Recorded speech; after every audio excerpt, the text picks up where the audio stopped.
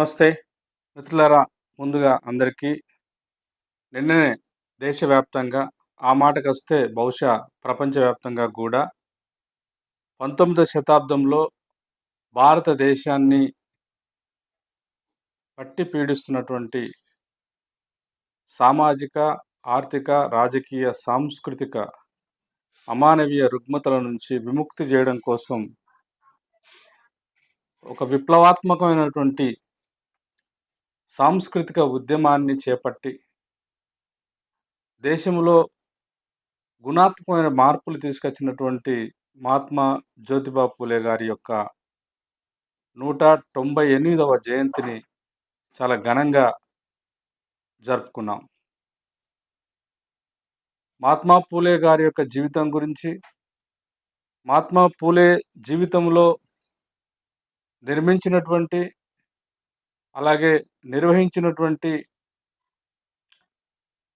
అనేక సామాజిక, ఆర్థిక, రాజకీయ పోరాటాలు, వాటి తాలూకు సాధించినటువంటి ఫలితాలు ఇత్యాది విషయాల మీద చాలా ఈ మధ్య కాలంలో చాలా పెద్ద ఎత్తున అటు ఇంగ్లీష్‌లో గానీ, లేదా ఇతర లోకల్ లాంగ్వేజ్‌లలో కూడా చాలా సాహిత్యం వచ్చింది. ఈ శాస్త్ర సాంకేతిక పరిజ్ఞానం యొక్క సహకారం వల్ల, thanks to the social media, Google, ChatGPT ఇట్లాంటి చాలా గొప్ప సాంకేతిక పరిజ్ఞానం అందుబాటులోకి రావడం ద్వారా గూడా, ఇవాళ బహుశా వాటి మీద అవగాహన ఉండి, వాటిని ఆపరేట్ చేయగలిగేటువంటి వాళ్ళందరికీ కూడా విస్తృతమైన సమాచారం వస్తుంది. ఈ విస్తృతమైన సమాచారాన్ని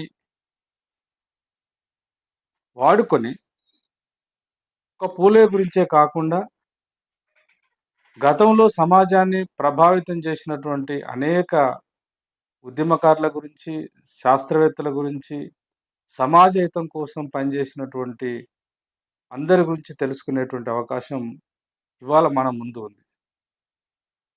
మహాత్మా జ్యోతిబా పూలేకి సంబంధించినటువంటి ఈ 198వ జయంతి సందర్భంగా కూడా నిజంగా ఇంత విప్లవాత్మకమైనటువంటి సమాచారము అందరికీ అందుబాటులో వచ్చిన తర్వాత, మళ్ళీ దాని మీద ఒక ప్రత్యేకమైనటువంటి వీడియో చేయవలసిన అవసరం ఉందా అనేటువంటి అనుమానం కూడా చాలామందికి రావచ్చు. నాలాగానే దేశవ్యాప్తంగా అటు ఇంగ్లీష్‌లో కావచ్చు, హిందీలో కావచ్చు, మహాత్మా పూలే పుట్టి పెరిగి జీవితాంతం త్యాగం చేసినటువంటి మహారాష్ట్రలో కావచ్చు, దేశవ్యాప్తంగా, ప్రపంచవ్యాప్తంగా కూడా అనేక మంది అనేక పద్ధతుల్లో వారి పుట్టినరోజు సందర్భంగానైనా దాదాపు 198 సంవత్సరాల తర్వాత కూడా మాట్లాడుకోవాల్సిన అవసరం ఉందా అంటే, తప్పకుండా మనం ఎంత మాట్లాడినా, మనం ఎంత పరిశోధన చేసినా, మనం ఎంత పరిశీలించినా, మనం ఎంత రాసినా కూడా ఇంకా ఏదో మిగిలి ఉంది. ఇంకా ఏదో మనకు వెలితిగా కనపడుతది. ఎందుకంటే ప్రధానంగా నా ఉద్దేశంలో పూలే లాంటి మహానుభావుల యొక్క జీవితం, ఆ జీవితంలో వాళ్ళు పడ్డటువంటి కష్టాలు, కన్నీళ్ళు, వాళ్ళు సమాజ హితం కోసం పరితపించినటువంటి ఒక్కొక్క క్షణం, ఒక్కొక్క గడియ ఇప్పటికీ ఈ స్వాతంత్ర భారతదేశంలో, ఇప్పటికీ 21వ శతాబ్దంలో కూడా దాని అవసరం ఉందా అంటే తప్పకుండా ఉంది అని అనిపిస్తది. మరి మార్పేం రాలేదా ఈ 200 సంవత్సరాల కాలంలో భారతదేశంలో అంటే, తప్పకుండా చాలా గుణాత్మకమైనటువంటి మార్పులు జరిగిన మాట వాస్తవం. ఆ మార్పుల వెనకాల సమాజం యొక్క తనలాట, సమాజం నుంచి ఎదిగొచ్చినటువంటి బుద్ధిజీవుల యొక్క త్యాగాలు ఉన్నప్పటికీ, పూలే ఆశించినటువంటి సమాజం, మానవీయ సమాజము, మానవ వికాసంతో కూడుకున్న మానవ సమాజ నిర్మాణము ఇంకా భారతదేశంలో సంపూర్ణంగా అభివృద్ధి చెందలేదు, లేదా సంపూర్ణంగా ఇంకా అది ఎదగలేదనేటువంటిది మాత్రం మనకు కనబడుతుంది. ఎందుకంటే ఇవాళ మనం తెల్లార్లేసి ఏ న్యూస్ పేపర్ ఓపెన్ చేసి చూసినా, ఏ టీవీ ఛానల్స్ ఆన్ చేసి చూసినా, ఏ వాట్సాప్‌నో, ఫేస్‌బుక్‌నో, ఇన్‌స్టాగ్రామ్‌నో ఏది చూసినా కూడా దేశవ్యాప్తంగా ఏదో ఒక మూలన కులం పేరు మీద, మతం పేరు మీద పురుషాధిక్యత సంస్కృతిలో భాగంగా అనేక రకాలైనటువంటి దాడులు, హత్యలు, అఘాయిత్యాలు, దోపిడీ జరుగుతున్నట్టు, హింస జరుగుతున్నట్టు, నష్టపోతున్నట్టు, ఇప్పటికీ బాధిత సమూహం ఈ దేశంలో గణనీయంగానే ఉంది అనేది మాత్రము మనకు అనేక ప్రచార మాధ్యమాల ద్వారా తెలుస్తుంది. ప్రచార మాధ్యమాల ద్వారానే కాదు, మన నిత్య జీవితంలో కూడా ఏదో ఒక రూపంలో, ఏదో ఒక సందర్భంలో కులం చేతనో, మతం చేతనో, అవిద్య చేతనో, అజ్ఞానం చేతనో, ఇగ్నోరెన్స్ చేతనో ఏదో కొంత మేరకు మనము ఏదో ఒక రూపంలో ఈ రకమైనటువంటి ఒక అమానవీయ విలువల యొక్క తాకిడికి గురవుతున్నమాట వాస్తవం. అందుకని పూలే గారి యొక్క జీవిత చరిత్ర, వారికి సంబంధించిన కుటుంబ చరిత్ర, వీటి యొక్క అంశాల్లోకి నేను పెద్దగా వెళ్ళను. కాకపోతే ప్రారంభంలో ఒక 3, 4 నిమిషాలు క్లుప్తంగా వారి జీవితం గురించి చెప్పి, వారి జీవితంలో ఆయన నిర్మించినటువంటి ఉద్యమాలు, ఆ ఉద్యమాల నిర్వహణలో భాగంగా సాహిత్యాన్ని, అక్షరాన్ని తను ఎంత గొప్పగా ఆవిష్కరించాడు అనే దాన్ని కొంత తప్పకుండా వివరించదలుచుకున్నాను.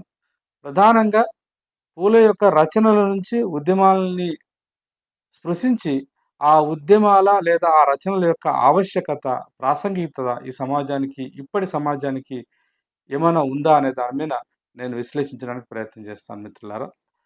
మనందరికీ తెలుసు, మహాత్మా జ్యోతిబా పూలే మహారాష్ట్రలో సతారా ప్రాంతం అంటే పూణేకి దగ్గరగా ఉన్నటువంటి ఆ ప్రాంతంలో ఆయన 1827 లేదా 28 కొంతమంది చరిత్రకారులు 28 అని కూడా వాళ్ళ పుస్తకాలలో రాసినారు.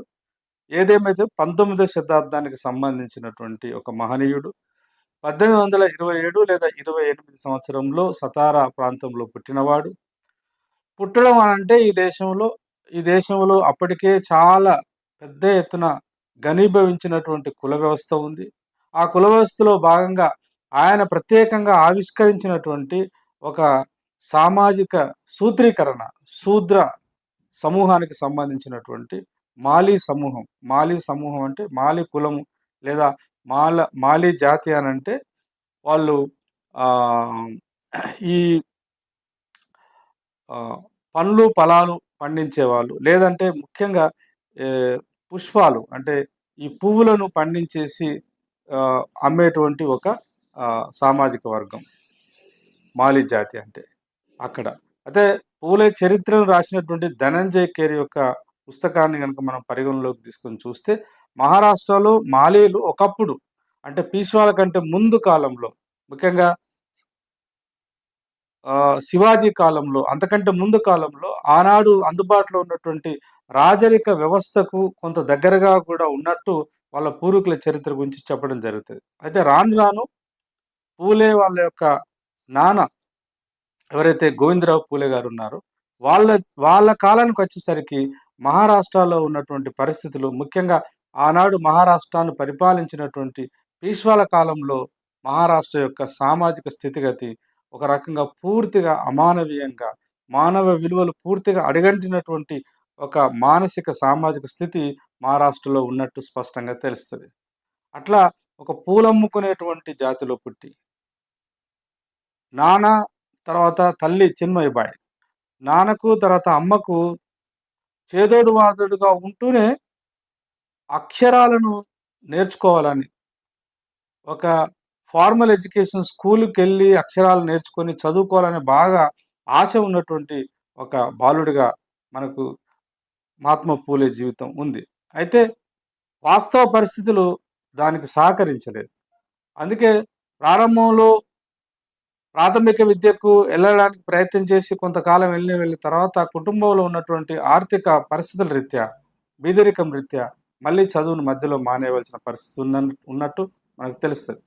ఆ తర్వాత కాలంలో ఒక 7 సంవత్సరాలు ఆయనకు 7 సంవత్సరాలు 8 సంవత్సరాలు వచ్చిన తర్వాత మళ్ళీ ఆయన యొక్క స్కూల్ విద్య పట్ల ఆయనకున్న మమకారాన్ని గమనించినటువంటి ఆ గ్రామంలో నివసించేటువంటి ఒక ముస్లిం మహనీయుడు, అట్లాగే ఒక క్రిస్టియన్ ఫాదర్, ఇద్దరు కలిసి పూలే గారి యొక్క నాన్నను అంటే గోవిందరావు పూలేను ఆయనకు సర్ది చెప్పి, ఆయనకు విద్య యొక్క ప్రాముఖ్యతను అర్థం చేయించి, ఆర్థిక ఇబ్బందులు కుటుంబంలో ఉండవచ్చు కాక కానీ తప్పకుండా పొద్దున బడికి పోయి వచ్చి తర్వాత ఆయనకు ఖాళీ సమయంలో మీకు సహకరిస్తానని ఆయనకు సర్ది చెప్పి, ఆయనను కన్విన్స్ చేసి, మళ్ళీ స్కూల్ ఎడ్యుకేషన్‌లోకి వెళ్ళిపోయినాడు పూలే వాళ్ళ సహకారంతోని.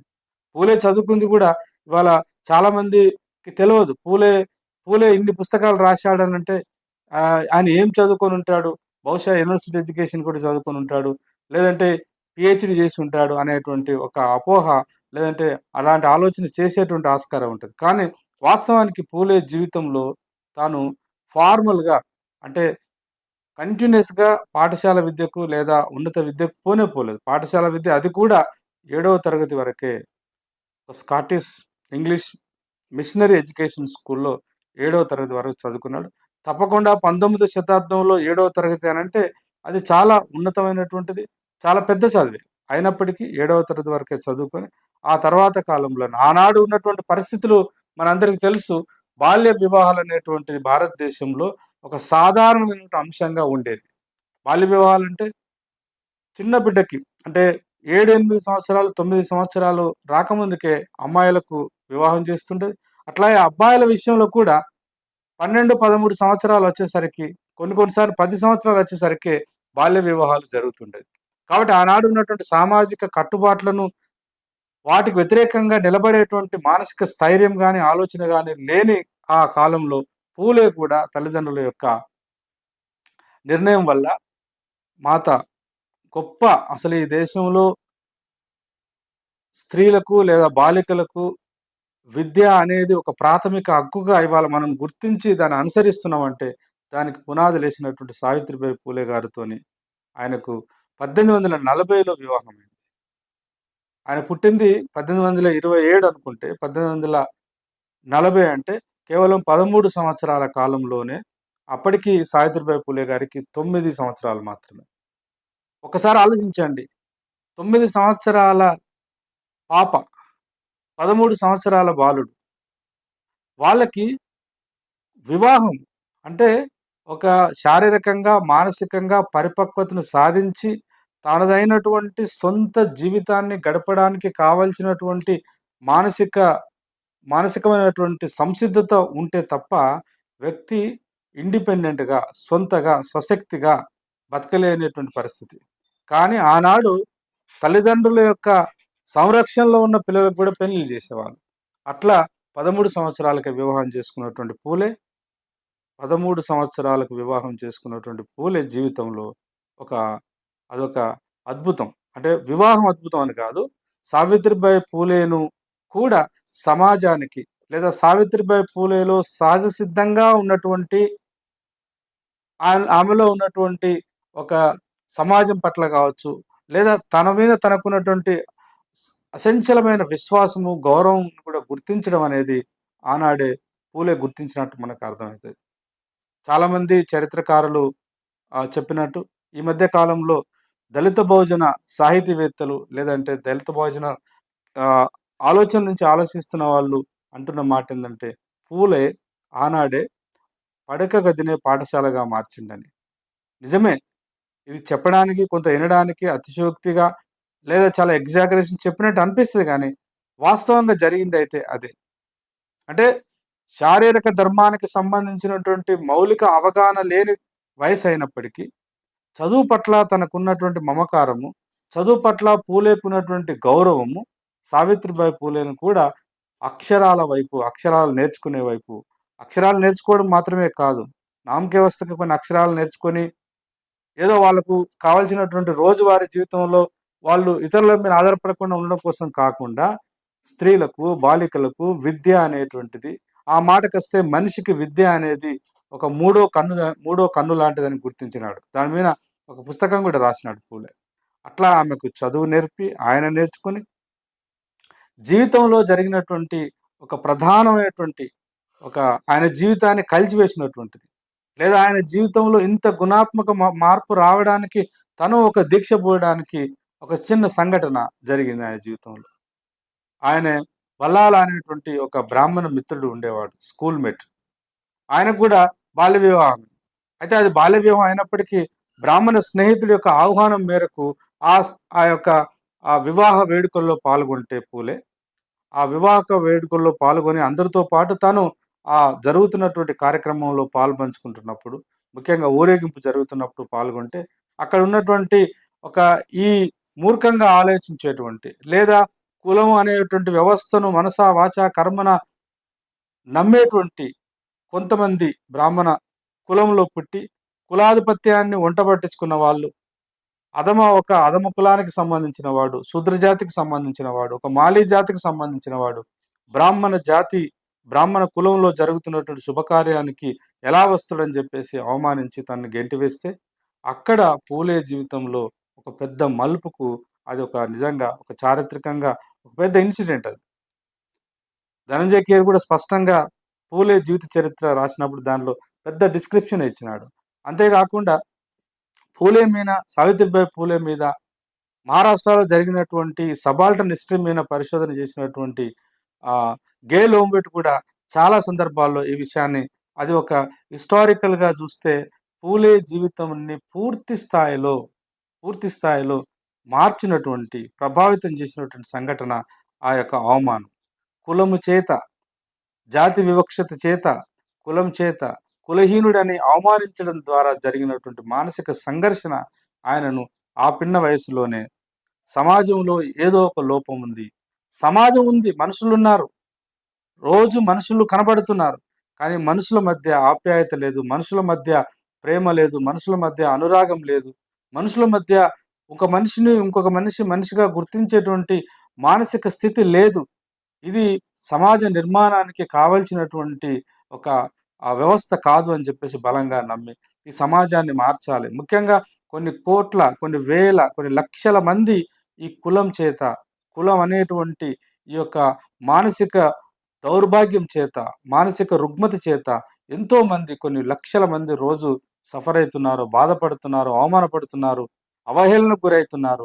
ఈ సమాజాన్ని మార్చాలనేటువంటి ఒక కంకణబద్ధుడైనటువంటి పూలే ఆ తర్వాత కాలంలో బహుశా నాకు తెలిసి నేను చదువుకున్నంత వరకు పూలే 1848 నుంచి తాను చివరికి మరణించేంత వరకు 1890 వరకు దాదాపు ఒక 40 సంవత్సరాల కాలం, 50 సంవత్సరాల వరకు అనుకోండి, 40-45 సంవత్సరాల కాలం పూలే నిరంతరము భారతదేశాన్ని పట్టి పీడిస్తున్నటువంటి సామాజిక వివక్షతకు పునాదులేసినటువంటి కులానికి పునాదైనటువంటి బ్రాహ్మణిజంలో భాగంగా ఉన్నటువంటి హిందూ రిలీజన్, వీటి మీద ఒక పెద్ద సామాజిక సాంస్కృతిక ఉద్యమాన్ని లేదా యుద్ధాన్ని ప్రకటించినట్టుగా మనం గమనించవలసి వస్తుంది.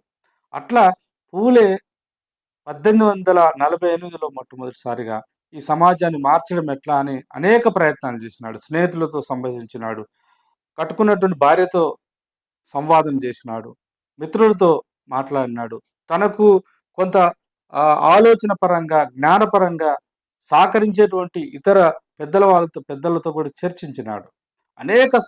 అనేక మానసిక సంఘర్షణలు, అనేక వాదాలు, ప్రతివాదాలు, తన సొంత మదనం అంటే మనసులో నిరంతరం ఒక మార్పు, అంటే ఏమిటి ఈ సమాజం, ఇలా ఎందుకుంది, దీనికి గల కారణాలు ఏమిటి, చాలా లోతైనటువంటి విశ్లేషణ చేసుకున్నాడు పూలే. ఈ సమాజంలో ఇంత జుగుప్సాకరమైనటువంటి మానసిక స్థితి ఎందుకుంది మనిషికి? ప్రపంచవ్యాప్తంగా కూడా ఈ హెచ్చుతగ్గులు అనేటువంటి వ్యవస్థలు ఉండవచ్చు కాక, ఉన్నంత మాత్రాన ఈ ప్రపంచంలోనైనా ఎక్కడైనా భూప్రపంచంలో ఈ యొక్క హెచ్చుతగ్గుల వ్యవస్థ ఎందుకు ఉండాలి? ఈ చిన్న పెద్ద అనేటువంటి తారతమ్యం ఎందుకు ఉండాలి? ఇవి కేవలం సమాజంలో సామాజిక వ్యవస్థకే పరిమితమైనాయంటే లేదు. దీని ఆధారంగా చేసుకునే ఆర్థిక వ్యవస్థ కూడా చిన్నాభిన్నమై ఉంది. ఆర్థిక వ్యవస్థలో కూడా దోపిడీ ఉంది. ఆర్థిక వ్యవస్థలో కూడా అసమానతలు ఉన్నాయి. ఒక్క ఆర్థిక వ్యవస్థ మాత్రమే కాదు, సామాజిక వ్యవస్థలో ఉన్నటువంటి ఈ హెచ్చుతగ్గుల యొక్క ప్రభావము, దాని యొక్క సహకారము రాజకీయ రంగంలో, మత రంగంలో, వ్యక్తిగత జీవితంలో కూడా ఉంది. ఒక మాటలో చెప్పాలనంటే తల్లి గర్భంలో పడ్డప్పటి నుంచి మళ్ళీ మట్టిలో కలిసేంత వరకు దాకా ఈ కులం అనేటువంటి జాడ్యం మనిషిని పీల్చుక తింటుంది, పిప్పి చేస్తుంది, అవమానపరుస్తుంది, అవహేళన చేస్తుంది అనేటువంటి ఈ ఒక పెద్ద భూతం లాగా ఉన్నటువంటి ఒక జజాంటిక్ ఇన్సిడెంట్ ఈ యొక్క మొత్తం వ్యవస్థను మార్చడం ఎట్లా అని ఆయన ఆలోచించిన తర్వాతనే బహుశా తను ఎన్నుకున్నటువంటి ఆయుధం ఒకటి, అంటే మార్పు కోసం ఆయనకంటే ముందు మరి మార్పు కోసం ప్రయత్నం చేసిన వాళ్ళు లేరా అంటే చరిత్రలో చాలామంది ఉన్నారు. నిజానికి పూలే ఒక గుణాత్మకమైనటువంటి, ఒక విప్లవాత్మకమైనటువంటి, ఒక ఆచరణాత్మకమైనటువంటి ఈ యొక్క సామాజిక, సాంస్కృతిక, ఆర్థిక, రాజకీయ, ప్రజాస్వామిక విలువలతో కూడుకున్న అనేక ఉద్యమాలు నిర్మించడానికి ఆయనకు చరిత్రలోకెళ్ళినాడు పూలే. చరిత్రలో భారతదేశంలో ఉన్నటువంటి ప్రధానమైనటువంటి, అంటే మనిషిని మనిషిగా చూడాలని చెప్పినటువంటి మహానుభావులే లేరా అని చూసినప్పుడు ఆయనకు ఉన్నారు ఈ దేశంలో. ప్రాచీన భారతదేశం నుంచి కూడా 2 పాయలుగా వచ్చినటువంటి ఈ భారతదేశ సాంస్కృతిక పరిణామ క్రమాన్ని అర్థం చేసుకున్నాడు. అందులో బుద్ధుడు కనపడ్డాడు. బహుజన హితయ బహుజన సుఖాయ. ప్రతి మనిషిని మనిషిగా గుర్తించేటువంటి ఒక మానవ విలువలు ఉండాలని క్రీస్తుపూర్వం 6వ శతాబ్దంలోనే ఈ దేశంలోనే, ఈ నేల మీదనే ఒక మహానుభావుడు ఉన్నాడు. ఆయన ఈ నేలను పూర్తి స్థాయిలో ప్రజాస్వామీకరించడానికి పనిచేసినాడని చెప్పేసి బుద్ధుడి నుంచి ఇన్స్పిరేషన్ తీసుకున్నాడు. అట్లాగే మహారాష్ట్ర అంటేనే అందులో ప్రధానంగా భక్తి కాలంలో, అంటే మనకు మధ్యయుగ కాలం అంటారు. క్రీస్తు శకము 13, 14, 15, 16 శతాబ్దం వరకు జరిగినటువంటి 4-5 వందల సంవత్సరాల కాలంలో ఈ దేశాన్ని ఒక రకంగా అనేకమైనటువంటి మౌలికమైన మార్పులకు గురి చేసినటువంటి భక్తి ఉద్యమం ఉంది. అందులో కబీర్ దాసు పెద్ద పేరున్నటువంటి ఒక గొప్ప భక్తి కవి. అట్లాగే కాకుండా ఆయన కొంత సంస్కర్త. అట్లాగే రాజకీయ పరిణామాలను కూడా చాలా సున్నితంగా పరిశీలించి వాటి మీద విశ్లేషణ చేసినవాడు. అటు బుద్ధుడి యొక్క జ్ఞానం, కబీర్ యొక్క సామాజిక ఉద్యమాల నిర్మాణం యొక్క దాన్ని అర్థం చేసుకున్నాడు. అట్లాగే అప్పటికే నేను ఇందాక ప్రస్తావించినట్టు పూలే బ్రిటిష్ కలోనియల్ వ్యవస్థలో భాగంగా వచ్చినటువంటి మిషనరీ ఎడ్యుకేషన్, అందులో స్కాటిష్ స్కూల్లో చదువుకున్నాడు కాబట్టి అప్పటికే ప్రపంచవ్యాప్తంగా కూడా మానవ హక్కుల మీద విస్తృతమైనటువంటి పరిశోధన, పరిశీలన, అధ్యయనము, వాటి ద్వారా వచ్చినటువంటి అనేక ఆలోచనలు, సిద్ధాంతాలు బయటకు వచ్చినాయి. చాలామంది రచయితలు బయటకు వచ్చినారు, చాలామంది సాహితీవేత్తలు బయటకు వచ్చినారు. అట్లా బయటకు వచ్చినటువంటి ఒక పొలిటికల్ సైంటిస్టు, లేదంటే ఒక గొప్ప ఫిలాసఫరు థామస్ పెయిన్ అనేటువంటి ఒక ఇంగ్లాండ్ తత్వవేత్త రాసినటువంటి రైట్స్ ఆఫ్ ద మ్యాన్, అంటే మనిషికి ఏ హక్కులు ఉంటాయి, మనిషికి హక్కులు ఉంటాయా, ఉంటే ఆ హక్కులు ఏమిటి, ఆ హక్కులను సాధించుకోవడం ఎలా, అసలు మనిషికి హక్కులు ఉంటాయని సమాజము, రాజ్యం గుర్తించవలసిన అవసరం ఏందని చెప్పేసి ఆ పుస్తకంలో చాలా సవివరంగా వివరించడం జరిగింది. ఆ పుస్తకము పూలే చదవడం జరిగింది. ఆ పుస్తకంలో నుంచి ఓహో, మనిషి అంటే మరి పూలే కూడా మనిషినే, నేను మనిషినే, థామస్ పెయిన్ కూడా మనిషినే. ఈ భూమి మీదకి తల్లి గర్భం నుంచి వచ్చినటువంటి ప్రతి బిడ్డ, మగవాడైనా ఆడవాడైనా ట్రాన్స్జెండర్ అయినా ఎవరైనా మనుషులే కదా. మరి ఆ మనుషులకు స్వేచ్ఛగా సమానత్వాన్ని సాధించుకోవడం కోసం స్వేచ్ఛగా బతికేటువంటి హక్కు, సమాజంలో ఉండేటువంటి సహజ వనరులను అనుభవించడంలో సమానత్వం ఉండాలి కదా, శాస్త్రీయత ఉండాలి కదా అని చెప్పేసి ఆ యొక్క పుస్తకం నుంచి ఇన్స్పిరేషన్ తీసుకున్నాడు పూలే.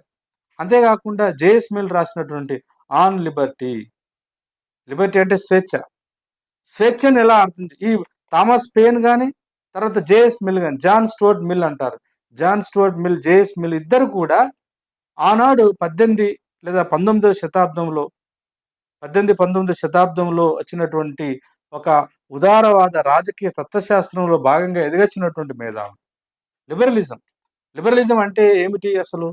సరే, దానికి ఉండే లోపాలు, దానికి ఉండే పరిమితులు చాలా ఉన్నప్పటికీ మార్క్సిజంతో కంపేర్ చేసినప్పుడు, కానీ లిబరలిజము ప్రారంభ దశలో 16, 17 శతాబ్దంలో వచ్చినప్పుడు ప్రతి వ్యక్తికి స్వేచ్ఛ ఉంటుందని అన్నది. అంటే మనిషి అంటేనే స్వేచ్ఛాజీవి అనేటువంటి ఒక నిగూఢమైన అర్థాన్ని ఇచ్చేటువంటి తాత్విక జ్ఞానాన్ని ప్రసాదించినటువంటి సిద్ధాంతం. అటు బుద్ధుడు, అటు కబీరు, ఇటు జేఎస్ మిల్, తర్వాత థామస్ పెయిన్, తనదైన సొంత జీవితం, తనదైనటువంటి సొంత అనుభవం, వీటన్నిటి యొక్క సమాహారమే పూలే యొక్క ఆలోచన, పూలే యొక్క తీక్షణమైనటువంటి ఉద్యమ నిర్మాణం అనేది జరిగింది. అట్లా పూలే వీటన్నిటి యొక్క ప్రభావం చేత, తన సొంత అవగాహన చేత, అట్లాగే శివాజీ యొక్క జీవితం మీద కూడా చాలా పరిశోధన చేసినాడు. సరే, శివాజీని అర్థం చేసుకునేటువంటి దాంట్లో రకరకాల పద్ధతుల్లో జరుగుతుంది ఇవాళ, కానీ పూలే కూడా శివాజీ మీద ఒక బ్రహ్మాండమైనటువంటి ఒక పావుడ రాసినాడు, ఒక నాటకం రాసినాడు ఛత్రపతి శివాజీ మీద. ఛత్రపతి శివాజీని భారతదేశంలో అంతకు ముందు ఉన్న పాలకులు, అంటే సామ్రాట్ అశోక తర్వాత ఆధునిక కాలంలో మానవ సమాజాన్ని, మానవ సమాజాన్ని మానవీయ విలువల మీద నిలబెట్టడానికి కొంతమేరకు పనిచేసినటువంటి ఒక రాజు ఆయన. ఒక రాజరిక వ్యవస్థలో భాగంగా ఉన్న ఛత్రపతి శివాజీ అని. అటు శివాజీ, బుద్ధుడు, కబీరు, ఆయన జీవితం. ఈ నలుగురి యొక్క ఈ మొత్తం వీటన్నిటి యొక్క సారాంశాన్ని ఒక రకంగా రంగరించుకొని, ఒక రకంగా వాటన్నిటిని అర్థం చేసుకొని పూలే 1848లో ఉద్యమాన్ని ప్రారంభించాడు. చాలామంది ఏమంటారంటే 1873లోనే సత్యశోధక సమాజ్ పెట్టిన తర్వాతనే పూలే ఉద్యమం ప్రారంభమైందని అంటారు. నాకు ఆ అభిప్రాయంతోని కొన్ని భిన్నమైన అభిప్రాయాలున్నాయి. నా దృష్టిలో పూలే యొక్క సామాజిక, సాంస్కృతిక, రాజకీయ ఉద్యమం లేదా యుద్ధం ఈ సమాజమని ఎప్పుడు ప్రకటించాడంటే 1848లోనే. 1848లో మొట్టమొదటిసారిగా మహాత్మా పూలే యుద్ధాన్ని అక్షరంతో ప్రారంభించినాడు. ఆ సంవత్సరంలో మొట్టమొదటిసారిగా 1848లో పూణేలో ఒక పాఠశాలను ఎవరి కోసం తెరిచినాడంటే, ఆనాడు సమాజం చేత ఈచడింపుకు గురైతున్నటువంటి, అవహేళనకు గురైతున్నటువంటి అంటరాని జాతుల కోసం, అంటరాని జాతి బిడ్డల కోసం, మహర్లు, మాంగులు ఇట్లాంటి వాళ్ళ కోసం పాఠశాలను నిర్మించినాడు. 1848లో ఆ తర్వాత సావిత్రిబాయి పూలే గారు కూడా ఒక టీచర్‌గా ఎదిగినారు. ఆమె జీవితంలో ఆమె యొక్క సహకారం లేకుండా పూలే ఈ విద్య ద్వారా మాత్రమే సామాజిక విప్లవం తీసుకురావాలని ఒక కొత్త ఒరవడిని సృష్టించి దానిలో విజయవంతం అయి ఉండేవాడు కాదేమో. 1848 ప్రారంభం, 1851, 53, 59, 63, 65 ఇట్లా చెప్పుకుంటూ పోతే దాదాపు చిట్ట చివరి వాళ్ళ జీవితాంతం వరకు కూడా పాఠశాలలు పెడుతూనే పోయినారు. కొంతమంది చరిత్రకారుల యొక్క అభిప్రాయ ప్రకారం పూలే 32 పాఠశాలలు పెట్టినాడు. ఎక్కడ? ఈ పూణే ప్రాంతంలో, పూణే చుట్టుపక్కల పూణే ప్రాంతంలో పెట్టి విద్యను ఆయన ఎంత గొప్పగా ఆవిష్కరించాడంటే ఎందుకు అందుకనే అణగారిన సామాజిక వర్గాలైనటువంటి ఆయన యొక్క సిద్ధాంత ప్రకారం, ఆయన యొక్క పొలిటికల్ సిద్ధాంత ప్రకారం అంటే రాజకీయ తాత్విక సిద్ధాంత ప్రకారం భారతదేశంలో 2 రకాల జాతులు మాత్రమే ఉన్నాయి. ఒకటి బ్రాహ్మణీయ జాతి లేదా ఆర్య జాతి, రెండోది బ్రాహ్మణేతర జాతులు అన్నాడు.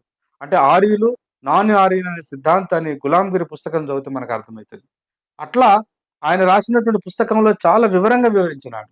సరే అంత డీటెయిల్‌గా నేను పోను గానీ, పూలే 1848లో పాఠశాల పెట్టినాడు. పాఠశాల పెట్టిన తర్వాత అసలు విద్య యొక్క ప్రాముఖ్యతను ఎంత గొప్పగా ఆవిష్కరించాడు మహానుభావుడు అనంటే, విద్యను మూడో కన్నుతో పోల్చినాడు. 'తృతీయ రత్న' అనేటువంటి పుస్తకాన్ని ఆయన రాయడం జరిగింది. ఈ 'తృతీయ రత్న' అనే పుస్తకము 1855లోనే రాసినాడు. 1848లో మొట్టమొదటి పాఠశాల పెట్టినాడు. 1855లో ఈ పుస్తకాన్ని రాసినాడు. ఈ పుస్తకం యొక్క సారాంశం ఏందంటే, ఈ దేశంలో శూద్రులకు, అతిశూద్రులకు అక్షరాన్ని నిషేధించడం ద్వారా ఈ అశేష ప్రజానీకం యొక్క మానసిక స్థితి అంతా కూడా పూర్తిగా ఇగ్నోరెన్స్‌లోకి నెట్టబడ్డది. అమాయకత్వంలోకి నెట్టబడ్డది. బానిసత్వంలోకి నెట్టబడ్డది. ఆ బానిసత్వం కేవలము శారీరకపరమైన బానిసత్వమే కాదు, మానసికపరమైనటువంటి బానిసత్వంలో కూడా ఈ అశేష ప్రజానీకం నెట్టబడ్డది. కాబట్టి అక్షరాలని, ఆయుధాన్ని, అధికారాన్ని సిస్టమాటిక్‌గా నిషేధించినటువంటి బ్రాహ్మణవాదం మీద, ఆధిపత్య కులభావం మీద, ఆధిపత్య ఆర్య జాతుల యొక్క ఆధిపత్య భావజాలం మీద మానసిక, జ్ఞానపరమైన యుద్ధం చేయాలని నిర్ణయించుకున్నాడు పూలే. అందుకే పాఠశాలలు పెట్టినాడు. అందుకని ఉద్యమము లేదా యుద్ధం ఎప్పుడు ప్రారంభమైందంటే, నా దృష్టిలో పూలే ఉద్యమాన్ని లేదా యుద్ధాన్ని ప్రారంభించింది 1848లోనే. అట్లా అనేక పాఠశాలలు పెట్టినాడు. ఆ పాఠశాల నిర్వహణకు సంబంధించి అనేక కష్టాలు పడ్డాడు. స్నేహితుల యొక్క సహకారం తీసుకున్నాడు. కులానికి బ్రాహ్మణుల్లో పుట్టినప్పటికీ పూలే యొక్క మానసిక స్థితిని, పూలే యొక్క ధార్మిక పద్ధతిని నచ్చిన వాళ్ళు చాలామంది కులానికి బ్రాహ్మణుల్లో చేట్జీలుగానో లేకపోతే క్షత్రియులుగా పుట్టిన వాళ్ళు, వైశ్యులుగా పుట్టిన వాళ్ళు చాలామంది కూడా పూలేకి సహకరించిన దాఖలాలు ఉన్నాయి. సత్యధర్మ పుస్తక్ అనే దానిలో మనం చూస్తే వాళ్ళ యొక్క వివరాలు కూడా చాలా స్పష్టంగా ఆయన పొందుపరిచినాడు. సార్వజనిక సత్యధర్మ పుస్తక్ అనేటువంటి దాంట్లో. అట్లా అక్కడ ప్రారంభమైనటువంటి ఉద్యమం అనేక ఉద్యమాలు నిర్మించినాడు. విద్య అంటే జ్ఞానం, జ్ఞానం అంటే శక్తి, పవర్ అన్నాడు. ఇప్పుడు 20వ శతాబ్దంలో, 21వ శతాబ్దంలో పాశ్చాత్య నాగరికతలో విద్య మీద చాలా పెద్ద ఎత్తున స్టడీస్ జరిగినాయి. ఇప్పుడు మిచెల్ ఫూకో అని చెప్పేసి ఒక తత్వవేత్త ఉన్నాడు పాశ్చాత్య రంగంలో చూసుకుంటే. ఆయనే పవర్, నాలెడ్జ్, పవర్ అని అంటాడు. అంటే జ్ఞానము తర్వాత శక్తి 2 వేరు వేరు కాదని అంటాడు. ఎప్పుడు 21వ శతాబ్దంలో. కానీ ఎప్పుడు 19వ శతాబ్దంలోనే పూలే విద్య అనేది జ్ఞానానికి పునాది అనుకుంటే, జ్ఞానం ఉంటే శక్తివంతంగా మనిషి తయారు కావచ్చు. శక్తివంతుడు మాత్రమే సమాజాన్ని నడిపిస్తాడనేటువంటి ఈ అవగాహనను పూర్తిగా అవగాహన చేసుకున్నటువంటి పూలే ఆ రకంగా విద్యా వ్యవస్థలో అనేక మార్పులు తీసుకురావడానికి ప్రయత్నం చేసినాడు. అక్షరాన్ని అంటరాని జాతులకు దగ్గర తీసుకొచ్చినాడు. అక్షరాన్ని ఆనాడు కులాలకు అతీతంగా, మతాలకు అతీతంగా ఆడబిడ్డలకు ఎవ్వరికి కూడా అక్షరాలను నేర్పేటువంటి ఒక సంస్కృతి లేకుండే పీష్వాల కాలంలో.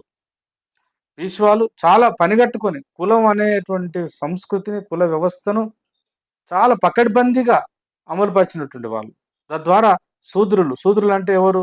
మనకు అర్థమయ్యే భాషలో చెప్పాలంటే ఈనాడు బహుజన కులాలు, బహుజన జాతులు, ఓబీసీలు, బీసీలు. అతి శూద్రులు అంటే బహుశా అంటరాని జాతులు, లేదంటే ఆదివాసీ సమూహాలు. ఈ ఇంత పెద్ద గణనీయమైన సంఖ్యతో కూడుకున్నటువంటి వీళ్ళందరూ కూడా దూరం అయిపోయినారు విద్యకు, వివేకానికి, ఆత్మగౌరవానికి. అందులో నుంచి విద్యా పాఠశాలలు పెట్టడం ద్వారా వీటన్నిటిని మళ్ళీ పునఃస్థాపించడం కోసం ప్రయత్నం చేసినాడు. పూలేకు సంబంధించిన ఎవరైనా ఈ వీడియో చూస్తున్న మిత్రులు పూలే యొక్క విద్య మీద పూలేకున్నటువంటి మమకారము, ప్రేమ, గౌరవము, దాని మీద ఆయనకున్నటువంటి పట్టును అర్థం చేసుకోవాలనుకుంటే దయచేసి తృతీయ రత్న అనేటువంటి ఒక పుస్తకాన్ని రాసినాడు, అది చదవండి. అట్లాగే 1882లో హంటర్ కమిషన్కు ఆయన ఇచ్చినటువంటి మెమోరండం కూడా ఇవాళ అందుబాటులో ఉంది. ఈ 2 పుస్తకాలు పూలే మరియు విద్యా వ్యవస్థ. భారతదేశంలో విద్యా వ్యవస్థను ఇవాళ ఒక సార్వజనీయకమైన విద్యా వ్యవస్థగా రూపొందించడం ఎలా అని ఆలోచిస్తున్నటువంటి పాలకులు కానీ, విద్యావేత్తలు కానీ, బుద్ధిజీవులు కానీ, విద్యకు దూరంగా నెట్టివేయబడి ఇప్పుడిప్పుడే అక్షరాలకు దగ్గర అవుతున్నటువంటి అణగారిన సామాజిక వర్గాలుగా గుర్తించబడినటువంటి ఎస్సీలు, ఎస్టీలు, ఓబీసీలు, స్త్రీలందరూ కూడా ఈ 2 పుస్తకాలను అధ్యయనం చేస్తే అక్షరాన్ని గౌరవించవలసిన, అక్షరాన్ని జీవితంలో మమేకం చేసుకోవాల్సిన అవసరం ఎంత ఉంది అనేది ఆ పుస్తకాల ద్వారా తెలుస్తుందని చెప్పేసి నేను విజ్ఞప్తి చేస్తున్నాను. అంతేకాకుండా పూలే కేవలం పాఠశాల పెట్టినాడు, ఆడబిడ్డలకు విద్యను అందించినాడు, లేదంటే మహర్లకు, మాంగులకు విద్యను అందించినాడు, అదే ఆయన చేసినటువంటి సంస్కరణ, లేదంటే అదే ఆయన చేసినటువంటి ఒక గొప్ప పని అంటే అక్కడ ఆగలేదు. పూలే అంటేనే సమూలమైన సంస్కరణ. పూలే యొక్క జీవితంలో ప్రధానంగా ఒక మాట చెప్పాలి. తను భారతదేశంలో ఉన్నటువంటి ఆర్థిక రంగం మీద కూడా ఎంత సంపూర్ణమైన విశ్లేషణ చేసినాడు. ముఖ్యంగా భారతదేశం అంటేనే వ్యవసాయక దేశం అన్నాడు. భారతదేశంలో వ్యవసాయ రంగం అనేది నిలబడకపోతే, వ్యవసాయం, అగ్రికల్చర్ అనేటువంటి ఒక కల్చర్ ఈ దేశంలో లేకపోతే ఇన్ని లక్షల, ఇన్ని కోట్ల ప్రజల యొక్క జీవితాలకు మనుగడే లేదని నమ్మినాడు. అట్లా అయితే ఈ అగ్రికల్చర్ వ్యవస్థను, వ్యవసాయ రంగాన్ని కూడా సమగ్రంగా దాన్ని అభివృద్ధి చెందించవలసిన అవసరం ఉందని చెప్పేసి భావించినాడు. స్వతహాగా తనకు భూమి విలువ, పంట విలువ, పంట యొక్క అవసరం ఏమిటి, ఆహార ఉత్పత్తి యొక్క పెరుగుదల అవసరం ఏందని గుర్తించినాడు. అట్లా ముఖ్యంగా ఒక పుస్తకం ఉంది ఆయన రాసినట్టు. 1883లో పూలే చేట్కారంచు అశుద్ధ అనేటువంటి పుస్తకాన్ని రాసినాడు. అది తెలుగులో హైదరాబాద్ బుక్ ట్రస్ట్ వాళ్ళు తీసుకొచ్చినారు. సేద్యగాని చర్ణకోల అని ఉంది ఆ పుస్తకం పేరు. సేద్యం అంటే వ్యవసాయం, వ్యవసాయదారుడి యొక్క చర్ణకోల అంటే ముల్లిగట్ట అంటాం మనం తెలంగాణలో భాషలో చెప్పాలంటే. సేద్యగాని చర్ణకోల అనేటువంటి పుస్తక రూపంలో తెలుగులోకి అది అనువదించబడ్డది. తను మరాఠీలో రాసినాడు ఆ పుస్తకాన్ని. ఆ మొత్తం పుస్తకం యొక్క సారాంశం ఏంటంటే భారతదేశం అంటేనే వ్యవసాయక దేశం, భారతదేశ ప్రజలంటేనే వ్యవసాయం మీద ఆధారపడడం. వ్యవసాయం అంటే కేవలము భూమిని దున్ని పంటను తీయడం మాత్రమే కాదు, వ్యవసాయం అంటేను ఉత్పత్తి కులాల యొక్క జీవన చిత్రణ అంటాడు ఆయన. ఒక కుమ్మరాయన ఉంటాడు, ఒక వడ్డాయన ఉంటాడు, ఒక కమ్మరాయన ఉంటాడు. వ్యవసాయం చేసేటువంటి ఎట్టి చేసేటువంటి మాంగులు ఉన్నారు, మహర్లు ఉన్నారు, పంటలు పండించే వాళ్ళు ఉన్నారు, సిరుధాన్యాలు పండించే వాళ్ళు ఉన్నారు, కమర్షియల్ క్రాప్ పండించే వాళ్ళు ఉన్నారు. అయితే ఇదంతా వివరిస్తూ పూలే ఏమంటాడంటే గతంలో బ్రిటిష్ వాళ్ళు ఈ దేశానికి పాలకులుగా రాకముందుకు వ్యవసాయ రంగాన్ని పూర్తిగా ప్రకృతికి వదిలేసినారు పాలకులు అంటాడు. అంటే వానలు పడ్డప్పుడు పంటలు పండుతాయి, వానలు పడపోతే అతివృష్టి, అనావృష్టి జీవితం మీద నిరంతరం ప్రభావం చూపించేది. బాగా పంటలు పండి వరదలొచ్చి పంట కొట్టుకుపోయినా పాలకులు పట్టించుకోలేదు. అసలు వర్షాలు లేకుండా పూర్తిగా వర్షాలు పడకపోయినా కూడా పంటలు పండేటివి కాదు. కానీ ఏం చేయాలి ప్రజలు? వ్యవసాయం మీద ఆధారపడేటువంటి సన్న, చిన్నకారు, మధ్యతరగతి రైతుల మీద విపరీతమైనటువంటి దాడి జరుగుతుండేది రాజ్యం నుంచి అని రాసినాడు ఆ పుస్తకంలో. ముఖ్యంగా ఆ పుస్తకంలో తను చాలా స్పష్టంగా చెప్పిందేంటంటే, పీష్వాల కాలంలో భూమి పన్ను, పంట పన్ను కట్టకపోతే, పంట పండినా, పండకపోయినా వాటితో సంబంధం లేకుండా ఈ శూద్ర కులాల మీద విపరీతమైన పన్నులేసి, టాక్సెస్ ఏసి, పన్నులు కట్టలేని పరిస్థితి ఉంటే గ్రామాలల్లో 3 బదట్ల కాడ వంగబెట్టి బండలు ఎత్తేవాళ్ళని. వాళ్ళకి రకరకాల భయంకరమైన శిక్షలు వేసేవాళ్ళని జెప్పేసి ఆయన గతంలో ఉన్నటువంటి చరిత్రను గూడా ఆ పుస్తకంలో వివరించడం జరిగింది. వివరించి అంటే విమర్శ కోసం కాదు. లేదంటే ఈ దేశంలో ఉన్నటువంటి రాజరిక వ్యవస్థను లేదా ఈ దేశంలో ఉండేటువంటి పాలనా వ్యవస్థను తక్కువ చేసి చూపడం కాదు పూలే ఉద్దేశ్యం. అంటే రాజు అనేవాడు పాలకుడు అనేవాడికి ప్రజల పట్ల గౌరవం లేకపోతే, ప్రజల జీవితాల్లో నిజమైనటువంటి పురోగతిని వాడు కనుక చూడకపోతే ఎన్ని కష్టాలు, ఎన్ని కన్నీళ్లు ఉంటాయనేటువంటి దాన్ని చెప్పడం కోసం చెప్పుంటాడు. అట్లాగా ఆ పుస్తకంలో తను ప్రధానంగా వాదించినటువంటి ఇంకొక ప్రధాన అంశం ఏంటంటే, ఇప్పటికైనా కలోనియల్ రూలర్స్‌గా వచ్చినటువంటి బ్రిటిష్ వాళ్ళు కనీసం వాటర్ కెనాల్స్ అంటే ఇరిగేషన్ కెనాల్స్ నిర్మించాలి. ప్రతి గ్రామానికి ఒక చెరువును నిర్మించాలి. ఒక గొప్ప ప్రతిపాదన చేస్తాడు మహానుభావుడు. ఏమంటాడంటే పూలే, ప్రభుత్వం అనంటే ప్రజలే కదా! ప్రజలు కడుతున్నటువంటి పన్నుల ద్వారా ప్రభుత్వానికి ఆదాయం వస్తది. ప్రభుత్వం యొక్క బడ్జెట్ ఏర్పడతది. ఆ ప్రభుత్వ ఆదాయం ద్వారా తిరిగి మళ్ళీ ప్రజలకే సేవలు అందించడం కోసం సంక్షేమ పథకాలు, అభివృద్ధి పథకాలు లేదంటే ఇతర రకరకాల విద్య లేదంటే వైద్యం ఇట్లాంటి వాటిని అందించడానికి ప్రభుత్వం పనిచేస్తది. అయితే పూలే ప్రతిపాదన ఏంటంటే 1883 ఆ ప్రాంతంలో ఆయన చేసిన ప్రతిపాదన అంటే బ్రిటిష్ వారికి చేసినాడు ఆ ప్రతిపాదన. ఏమన్నాడంటే, ఇప్పటికైనా వ్యవసాయ రంగాన్ని అభివృద్ధి చేయండి. కేవలం ఇక్కడ ఉన్నటువంటి సహజ వనరులను, ఇక్కడ ఉన్నటువంటి మానవ వనరులను దోపిడీ చేసి, ఇక్కడ ఉండేటువంటి స్థానికంగా దొరికేటువంటి ఈ పంట వ్యవస్థల మీద పూర్తిగా దాడి చేసి, కమర్షియల్ క్రాప్స్‌ను ఎంకరేజ్ చేసి, ఆహార ధాన్యాలను పూర్తిగా ధ్వంసం చేసి, అసలు తిండి లేకుండా చేయడం కాకుండా, ఇక్కడ వ్యవసాయ రంగాన్ని అభివృద్ధి చెందడానికి జమీందారీ వ్యవస్థను, జాగీర్దారీ వ్యవస్థను రద్దు చేయాలని చెప్పేసి విజ్ఞప్తి చేయడం జరిగింది పూలే. అంతేకాకుండా ఈ గ్రామాల యొక్క పురోగతి, గ్రామాలను ఒక స్వయం సమృద్ధితో కూడుకున్న గ్రామాలుగా చేయాలంటే రహదారుల నిర్మాణంలో కావచ్చు, చెరువుల నిర్మాణంలో కావచ్చు, పొలాలకు వాటర్ తీసుకుపోయేటువంటి చిన్న చిన్న కాలువల నిర్మాణం చేసే వ్యవస్థలో ఎందుకు ప్రభుత్వము మిలిటరీ వ్యవస్థను ఇన్వాల్వ్ చేయకూడదు? పోలీస్ యంత్రాంగాన్ని ఎందుకు వాడకూడదని చెప్పేసి మాట్లాడడం జరిగింది. ఎప్పుడు 1870, 80 కాలంలో. ఈ సందర్భంగా ఒక మాట చెప్పాలి. ముఖ్యంగా భారతదేశ చరిత్ర మీద కమ్యూనిస్టు భావజాలంతోని, మార్క్సిస్టు భావజాలంతోని చాలామంది గొప్ప గొప్ప రచయితలు, గొప్ప గొప్ప మేధావులు పుస్తకాలు రాసినారు. అయితే వాళ్ళు చైనాలో మావో తీసుకొచ్చిన ఉద్యమం మీద చాలా గొప్ప వివరణ ఇస్తారు. రష్యాలో లెనిన్ ఎలా విప్లవాన్ని తీసుకొచ్చాడో రాసినారు. స్టాలిన్ యొక్క గొప్పతనం గురించి కూడా రాసిన వాళ్ళు ఉన్నారు.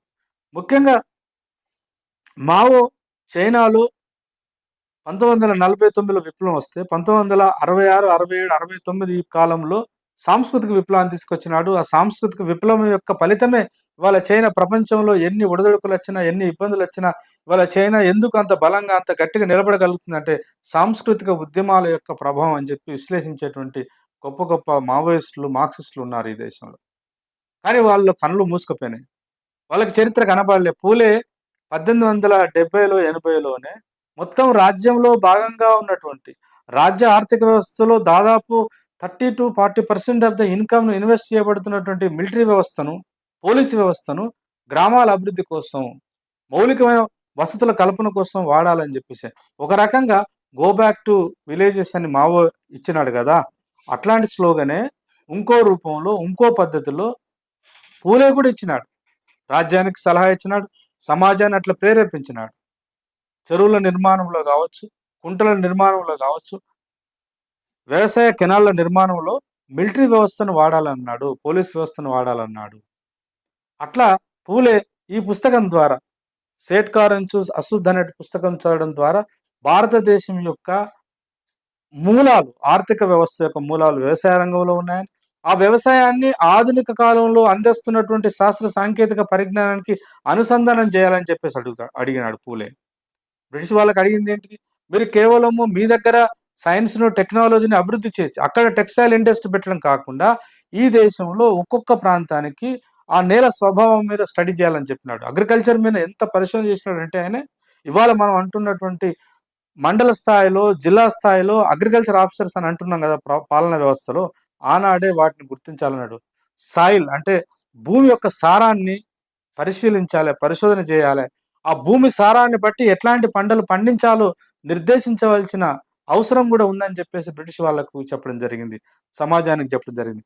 మరి ఇవాళ భారతదేశంలో ఒక మౌలికమైనటువంటి రంగమైనటువంటి ఆర్థిక రంగానికి ఒక పెద్ద ఇరుసులాగా, ఒక ఒక రకంగా ఒక పెద్ద ఇరుసులాగా నిలబడ్డ వ్యవసాయ రంగం మెల్లమెల్లగా సన్నగిల్లుతున్నది. వాటి మీద మరి వ్యవసాయ రంగాన్ని మరింత మెరుగైన వ్యవసాయ రంగంగా ఎట్లా అభివృద్ధి చెందించాలి అంటే, ఇవాళ పాలకులు పూలే రాసినటువంటి సత్ ఈ 'సేట్‌కార్ అండ్ అశుద్ధ్' అనేటువంటి పుస్తకాన్ని చదివితే చాలా వరకు మనకు కొంత అవగాహన వస్తదని చెప్పేసి నేను భావిస్తున్నాను. ప్రధానంగా నేను ఇందాక ప్రస్తావించినట్టు పూలే యొక్క పూలే యొక్క ఆయుధం దేని మీద ప్రయోగించినాడంటే, ఈ దేశంలో ఉన్నటువంటి ఈ చాతుర్వర్ణ వ్యవస్థ మీద ప్రయోగించినాడు. ఈ దేశంలో కుల వ్యవస్థకు పునాదులు ఎక్కడున్నాయి? కుల వ్యవస్థ అంటే ఏమిటి? అది మన కంటికి కనపడదు, మన చేతికి కనపడదు. మానవ జ్ఞానేంద్రియాల చేత దాన్ని స్పర్శిద్దామంటే, దాన్ని ముట్టుకుందామంటే, దాన్ని పట్టుకుందామంటే దొరకదు. కానీ నిరంతరం మనల్ని వెంటాడుతూనే ఉంటది. మన మనసులోనే ఉంటది, మన మెదడులోనే ఉంటది. మన మనసును నిరంతరం దాని వైపే ప్రయాణింపజేస్తది, కానీ అది దొరకదు.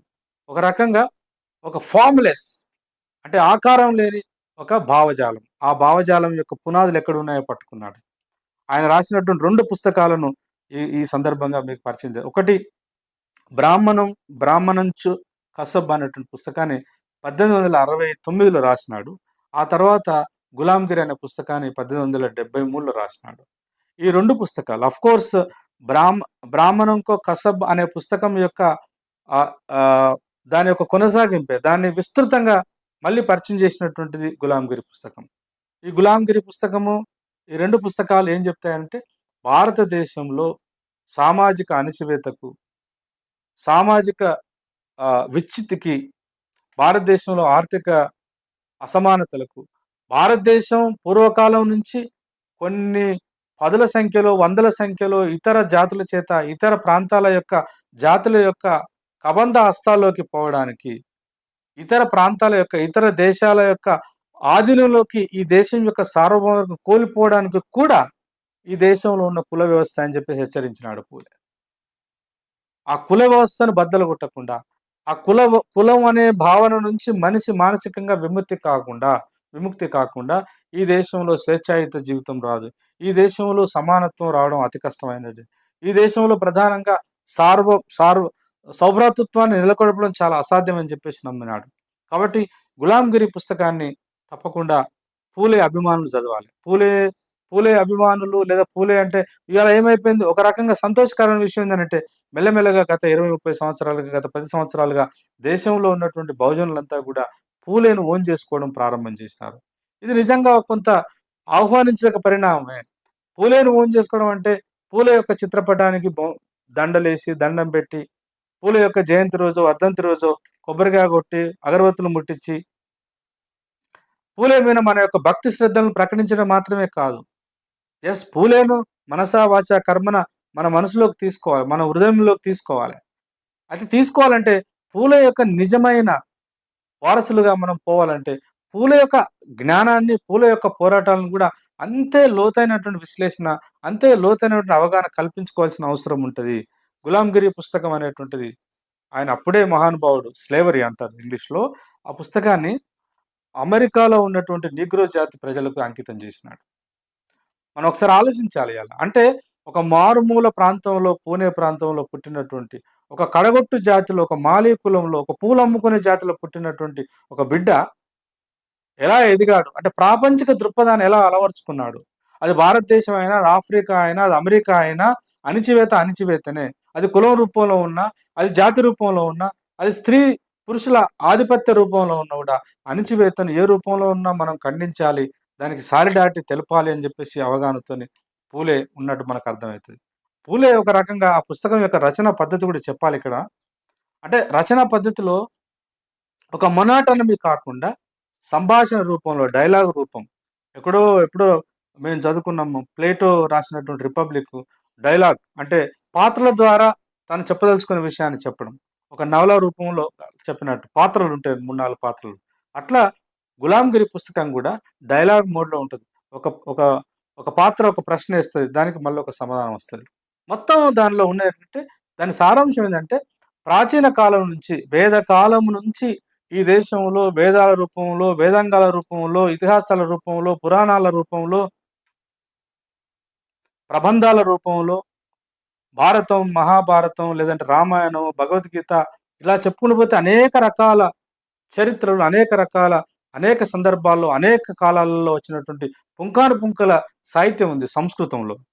ఈ మొత్తం ప్రాచీన కాలంలో వచ్చినటువంటి సాహిత్యాన్ని, దాని యొక్క మొత్తం సమాచారాన్ని, సారాంశాన్ని ఆ పుస్తకంలో పొందుపరిచినాడు. ఆ మొత్తం సాహిత్యం ఎందుకు సృష్టించబడ్డది పూలే ప్రకారం అంటే కేవలము దేవతలకు, రాక్షసులకు యుద్ధాలు జరిగినట్టు. పురాణాలు ఏదైతే ఉందో అంటే దేవుడు ఈ దేశంలో అధర్మం వచ్చినప్పుడు, నీతి నియమాలు తప్పినప్పుడు, ధర్మాన్ని స్థాపించడం కోసమే దేవుడు అనేక కాలాల్లో అనేక అవతారాలు ఇచ్చినట్టు దశావతారాలు అనేటువంటి ఒక ఏదైతే భావజాలము ఆ సాహిత్యంలో ప్రచారమైందో, ఈ దశావతారాల వెనుక ఉన్నటువంటి ఆధిపత్య భావజాలాన్ని వివరించినాడు ఆ పుస్తకంలో. ప్రతి దేవుడి అవతారం వెనకాల, ప్రతి అవతారము మళ్ళీ ఎదిగొస్తున్నటువంటి చైతన్యాన్ని అణిచివేయడం కోసం, కులముకు వ్యతిరేకంగా, అణిచివేతకు వ్యతిరేకంగా, స్త్రీ పురుషుల సమానత్వం కోసం కావచ్చు, మానవ సమానత్వం కోసం ఆయా కాలాల్లో జరుగుతున్నటువంటి ఉద్యమాలను మళ్ళీ అణిచివేసి, మళ్ళీ ఆధిపత్యాన్ని నిలబెట్టడం కోసమే ఈ దశావతారాల చరిత్ర జరిగింది అని అంటాడు. బహుశా నాకు తెలిసి యాజ్ ఏ సోషల్ సైన్స్ స్టూడెంట్‌గా నాకేమనిపిస్తదంటే పూలే భారతదేశ యొక్క చరిత్ర నిర్మాణాన్ని చాలామంది ఈవెన్ సబాల్టర్న్ స్కాలర్స్ ముఖ్యంగా Marxist thinkers, Marxist writers, Marxism ద్వారా హిస్టరీని రచించిన వాళ్ళు కూడా పురాణాలంటే, ఇతిహాసాలంటే, మైథాలజీ అంటే కొట్టిపారేసినారు. అవి చరిత్రకు ఆనవాళ్ళు కాదని పక్కన పెట్టినారు. కానీ పూలే ఎప్పుడో ఒక 200 సంవత్సరాల క్రితమే చరిత్ర నిర్మాణానికి కేవలం అక్షరబద్ధం అయింది. అది కూడా ఎవిడెన్స్ అనేటువంటిది శాస్త్రీయంగా పరిశోధనకు నిలబడ్డదే అని కాదు. మనం చూసే దృక్పథం బట్టి ఉంటుందని ఆయన గ్రహించినాడు. అది పురాణమైనా, అది ఇతిహాసమైనా, అది వేదాలైనా, మరోటైనా దాంట్లో ఉండే సారాంశము, దాని ద్వారా సమాజం మీద వచ్చినటువంటి ప్రభావం, దాని ద్వారా జరిగినటువంటి ఫలితాలను అంచనా కట్టి కూడా చరిత్రను మళ్ళీ మనం పునర్నిర్మించవలసిన అవసరం ఉంటది. చరిత్రను ఒక బాధితుడి దృక్పథంలో నుంచి దాన్ని అన్వేషించాలి, దాన్ని పరిశోధించాలి, దాన్ని పరిశీలించాలనే ఒక గొప్ప హిస్టోరసైజేషన్ అంటారు. అంటే చరిత్ర నిర్మాణానికి అనుసరించేటువంటి పద్ధతులలో ఇదొక గొప్ప పద్ధతి నా దృష్టిలో. అట్లా 'గులాంగిరి' పుస్తకము మనకు ఇవాళ పూలే యొక్క 198వ సంవత్సరం సందర్భంగా కూడా 'గులాంగిరిని' మళ్ళొకసారి చదివితే మనకు ఈ కాలానికి దాని అవసరం ఏందో ఏర్పడుతది. అట్లా అందుకనే పూలే అంటే ఎందుకు మహారాష్ట్రలో విపరీతమైనటువంటి పూలేని ఓన్ చేసుకొని, పూలే కోసం అవసరం అనుకుంటే యుద్ధం చేయడానికి కూడా ముందుకొస్తారు. దేశవ్యాప్తంగా ఇవాళ ముందుకొస్తున్నాయి. అట్లాగే పూలే యొక్క ఆలోచనల్ని మసిబూసి, మారడికాయ చేసి, పూర్తి వివరాలు బయటకు రాకుండా మీదనే పూలేకి దండేసి, ఓ విగ్రహాన్ని పెట్టి ఒక దండేసి, పూర్తి చరిత్ర, అసలు చరిత్ర బయటకు రాకుండా కూడా బాగా వ్యూహాత్మకంగా వ్యవహరిస్తున్నటువంటి వ్యవహారం కూడా కనబడుతున్నది. అట్లా 'గులాంగిరి' పుస్తకం గాని, లేదంటే బ్రాహ్మణంకో అశుద్ధ్, బ్రాహ్మణ సామాజిక వర్గము వ్యక్తులకు వ్యతిరేకం కాదాయన. ఆ వాదాన్ని వాడుకొని ఎట్లా ఒక ప్రత్యేకమైన జాతి ఈ దేశంలో అశేష ప్రజల యొక్క మానసిక దౌర్బల్యానికి, మానసిక ఇగ్నోరెన్స్‌కి అది కారణమైంది. అని ఏమంటారంటే తల్లి గర్భంలో ఒక బిడ్డ జన్మను పోచుకున్నప్పటి నుంచి మళ్ళీ భూమిలో కలిసిపోయేంత వరకు from mother womb to till you reach the tomb అంటాడు. అంటే టూమ్ అంటే మనం ఏమంటారు గోరీలు అంటాం. అంటే భూమిలో కలిసిపోయేంత వరదాకా పూలే ఏమనంటే, బ్రాహ్మణవాదం నిత్యం నిన్ను వెంటాడుతూనే ఉంటది. ఏదో రూపంలో, ఏదో ఒక తంతు రూపంలో, ఏదో ఒక శుభకార్యం, ఏదో ఒక అశుభకార్యం, మంచి జరిగినా, చెడు జరిగినా, ఏదున్నా కూడా నీ జీవితంలోకి అదొచ్చేస్తది. అదొచ్చేసి ఏం చేస్తది? ఫస్ట్ ఆఫ్ ఆల్ నిన్ను మానసికంగా తన ఆధీనంలోకి తీసుకుంటది. ఆ తర్వాత నువ్వు కష్టపడి సంపాదించినటువంటి సంపదను మెల్లమెల్లగా దానాల రూపంలో, ధర్మం రూపంలో, అర్చన రూపంలో అది స్వాహా చేసేస్తదని అంటాడు.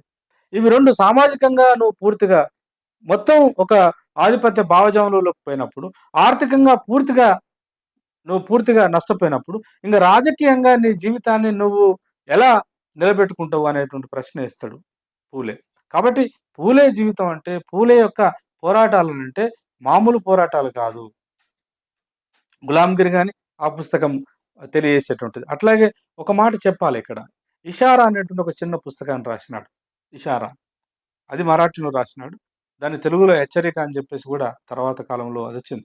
ఈ పుస్తకం చిన్న పుస్తకం అనేది చాలా బలమైన పుస్తకం.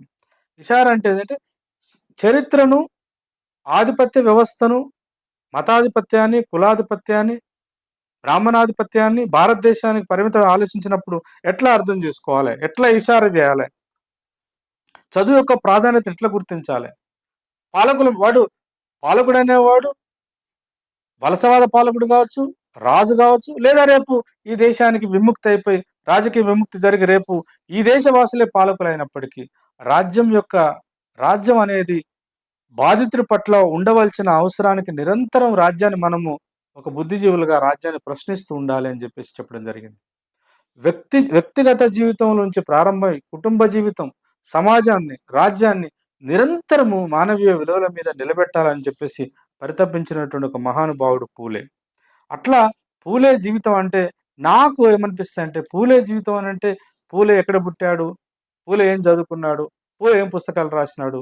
పూలే తన జీవిత కాలంలో చేసినటువంటి ఈ మొత్తం పోరాటాల యొక్క సారాంశాన్ని పెరిఫెరల్‌గా మీద అర్థం చేసుకొని, పూలే పట్ల ఒక మమకారాన్ని, గౌరవాన్ని కలిగి ఉండడం మాత్రమే కాకుండా, ఇవాళ పూలే ఉదాహరణకు భారతదేశంలో ఈ మధ్య కాలంలో వచ్చినటువంటి అనేక పోరాటాల యొక్క ఫలితంగా గావచ్చు, లేదా వస్తున్నటువంటి అక్షరాలకు దగ్గరై విశ్వవిద్యాలయంలో విద్యను అభ్యసించిన తర్వాత మానసిక పరంగా వచ్చినటువంటి మార్పులో భాగంగా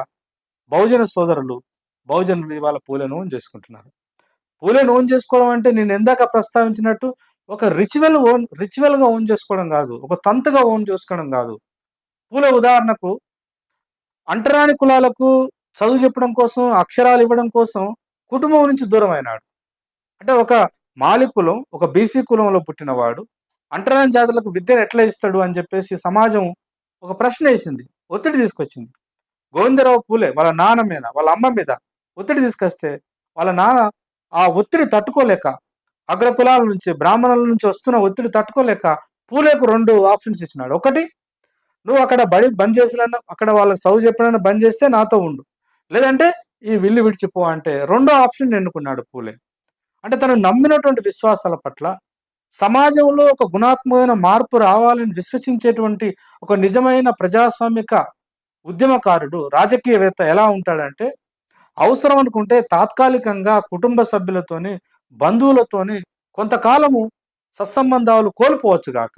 కానీ నమ్ముకున్న అంశం మీద నిలబడేటువంటి ఒక తత్వం. ఇవాళ మరి ఎంతమంది బీసీలు, విద్యావంతులు, మేధావులు, రాజకీయ నాయకులు పూలేలాగా ఈ దేశంలో ఉన్నటువంటి ఈ కులం అనే వ్యవస్థ నుంచి బయటపడి ఒక సామాజిక, సాంస్కృతిక సమ్మేళనాన్ని నిర్మించడానికి మనసా, వాచ, కర్మను నిలబడగలుగుతున్నారు అనేది ఒక పెద్ద ప్రశ్న.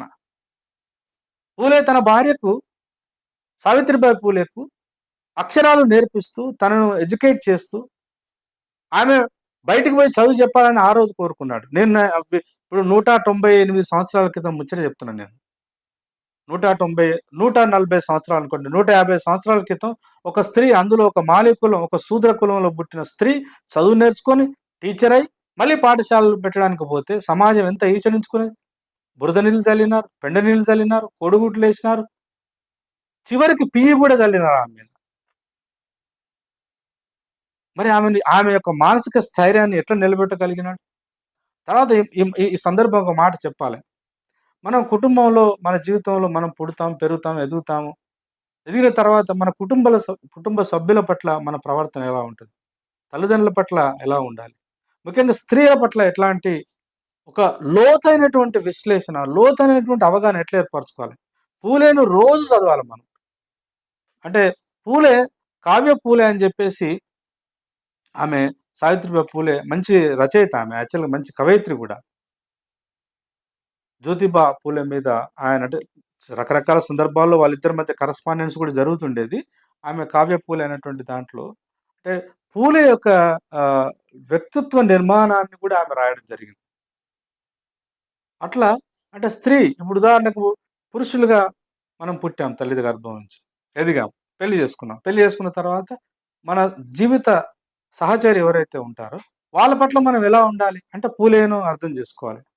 చదువుకుంటారు బాగా, డిగ్రీలుంటాయి, పీహెచ్‌డీలు చేస్తారు, సైంటిస్టులు, పోలీస్ ఆఫీసర్‌లు, రాజకీయ నాయకులు. కానీ మనతో కలిసి నడవడానికి, బతకడానికొచ్చిన స్త్రీ పట్ల మనం ఎన్నడూ గౌరవపూర్వకంగా ఉన్నాం. అసలు ఆమె ఎప్పుడు గౌరవంగా కూడా పిలవరు చాలామంది. ఏమే, రావే, పోవే, వసే ఇవే మరి ఆమె ఎప్పుడైనా ఆ మాట అంటే మనకు చాలా బాధనిపిస్తది. మనకు చాలా అవమానం అనిపిస్తది పురుషులకి.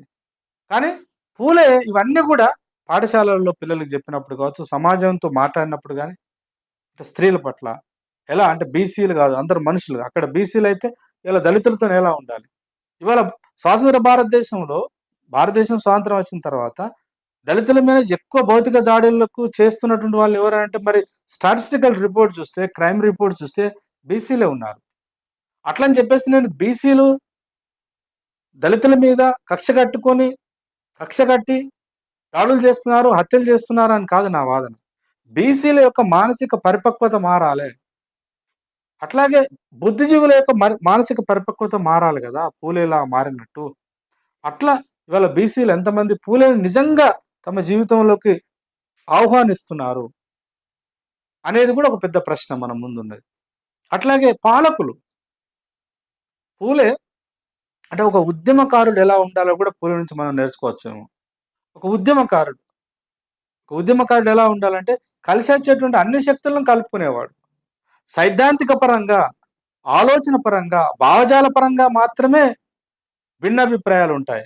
అట్లా అనుకుంటే పూలే 1873లో సత్యశోధక్ సమాజ్ పెట్టినప్పుడు, సత్యశోధక్ సమాజ్ నిర్మాణం కోసం, ఆఫీస్ కోసం, స్కూళ్ళ కోసం ఎక్కువ మొత్తంలో మానవతా దృక్పథంతో సహకరించి తనకు అండదండగా నిలబడ్డ వాళ్ళు అన్ని కులాల వాళ్ళున్నారు. బ్రాహ్మణులు గూడా ఉన్నారు.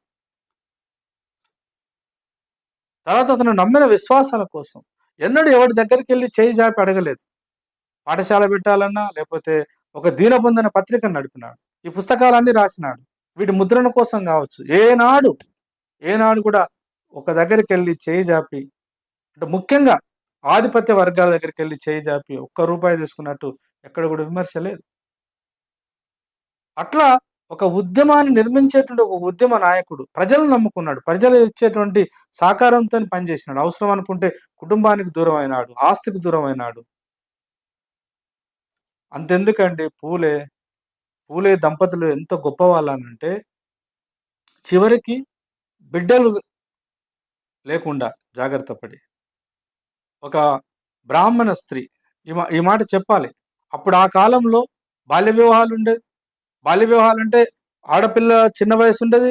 కొంచెం మగవాళ్ళకి ఎక్కువ వయసుండేది. ఆడపిల్ల నిజంగా శారీరకంగా, మానసికంగా ఎదిగి సాంసారిక జీవితానికి వచ్చేలోపే భర్త ఏదో కారణం చేత వయసు మళ్ళో ఇతర కారణాల వల్ల చనిపోతే అప్పటికే ఆ బిడ్డ గర్భవతి అయి ఉంటే, లేదా భర్త చనిపోయిన తర్వాత మళ్ళీ వేరే ఒక వ్యక్తితోని శారీరక సంబంధాలు ఏర్పరచుకొని అటు పెళ్లి చేసుకొని ఇచ్చేవాళ్ళు కాదు.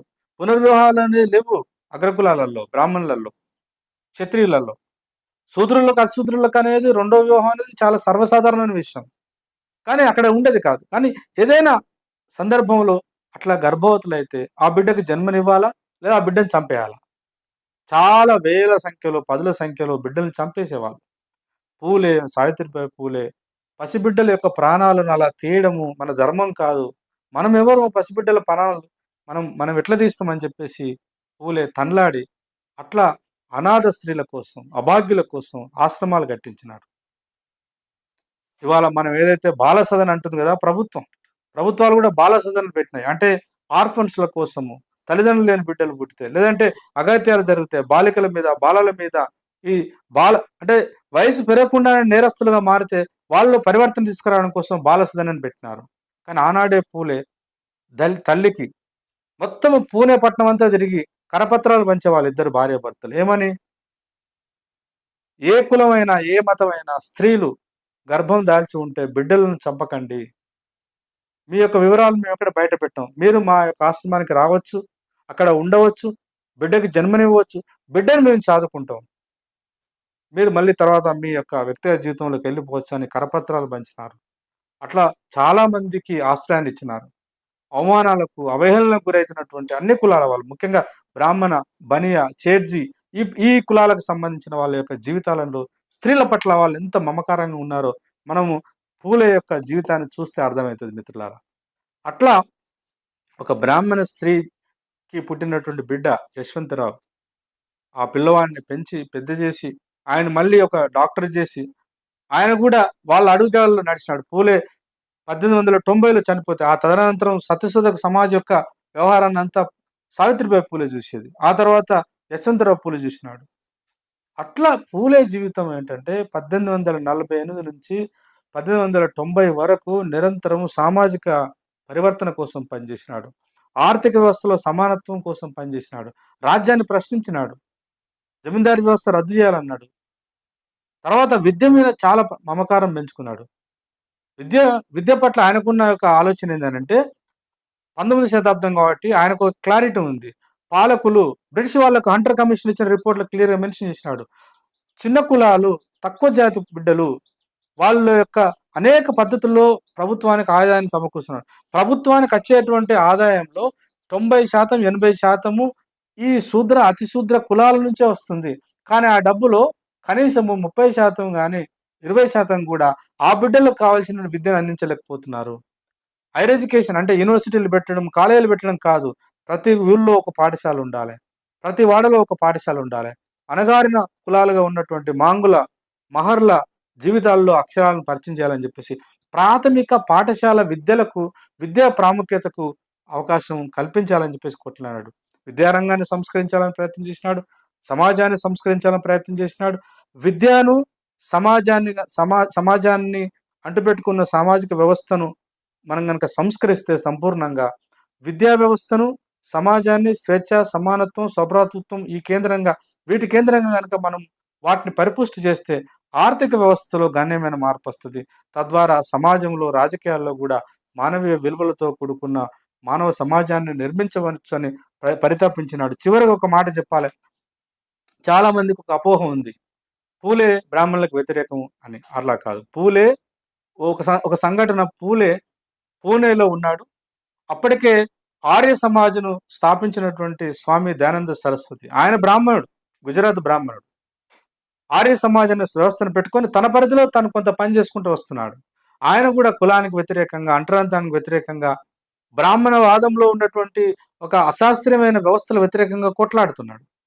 ఆయన పూణే ప్రాంతానికి వస్తుంటే ఆ బ్రాహ్మణ జాతికి సంబంధించిన వాళ్ళే చాలా మంది ఆయన వ్యతిరేకించి ఆయన మేము అడ్డుకుంటామనంటే పూణే నగరంలో పూలే యొక్క సహచరులు, సత్యశోధక సమాజ్ వాలంటీర్స్ ఆయనకు రక్షణ కల్పించి ఏనుగు మీద పూణే నగరం అంతా తిప్పినారు.